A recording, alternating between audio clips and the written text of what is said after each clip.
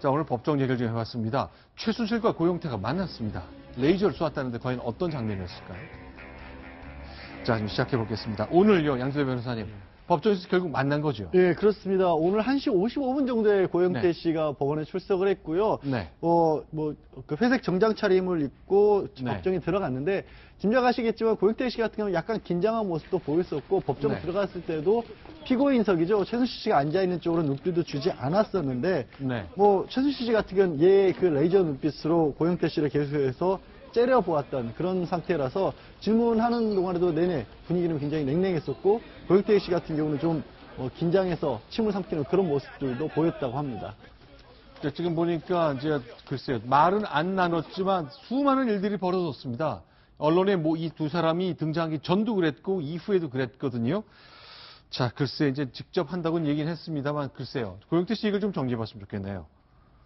그러니까 자기는 그냥 의상실 영상 기억하시잖아요. 이영선 행정관이 휴대전화 닦아서 줬던 거기서 그냥 월급 받고 관리만 해줬다 그런 얘기를 하는 거군요. 의상실뿐만 아니라 블루케이에서도 월급 받고 관리해준 정도고요. 고영태 씨가 오늘 그렇게 얘기했습니다.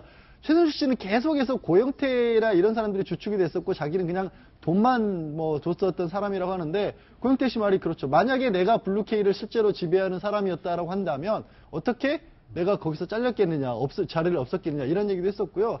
그 조금 전에 의상실 화면 같은 경우도 고영태 씨가 보기에는 최순실 씨라는 사람이 하고 있는 행동 자체가 너무나 앞뒤가 안 맞는 부분이었고, 왜 최순실 씨가 얘기를 하면 대통령이 움직이는 것이 이게 너무 무서웠다는 겁니다. 그래서 주변을 떠나라고 했고, 지금 화면에 나가고 있는 것처럼 문제의 의상실도 고영태 씨가 자신이 이제 카메라를 통해서 촬영을 했는데, 전부 처음에는 그냥 원단만 구해주고 이랬었는데, 네. 다 의상비 이런 것부터 시작해서 다 최순실 씨가 대주면서 최순실이 옷이며 가방이며 다 대통령에게 맞춤으로 제작을 해서 공급을 해줬다, 이런 증언들을 쏟아놨습니다. 네. 이 오늘 재판에서는 이 검찰의 주 신문 이후에 네. 이 최 씨 변호인의 그 반대 신문을 진행한 이후에 이 최순실 씨가 고영태 씨에게 직접 이 질문할 기회를 가졌다고 합니다.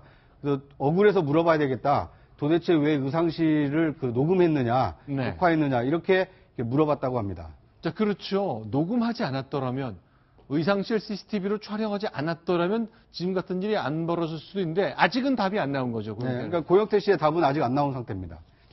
자, 그러면 또 하나씩 계속 해보겠습니다.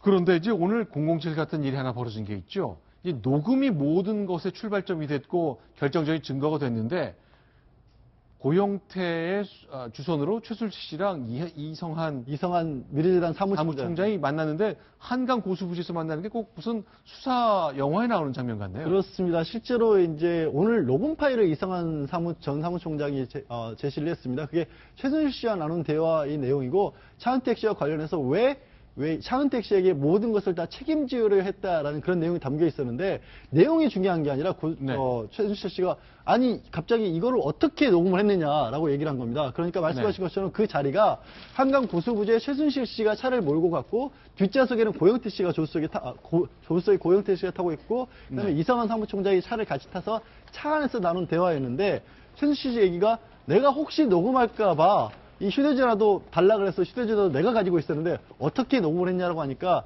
이성한 사무총장이 그럴 때에 대비해서 주머니에 다른 녹음기를 가지고 들어가서 녹음을 따로 했다라는 겁니다. 그러니까 이 셋이 몰래 만났거든요. 셋이 몰래 만났고 한강 고수부지에서 정말 이렇게 SUV 차량 안에 세 사람이 몰래 탔습니다. 영화의 한 장면 같죠. 그래서 자, 당신 녹음할 수 있으니 휴대전화 내놔라.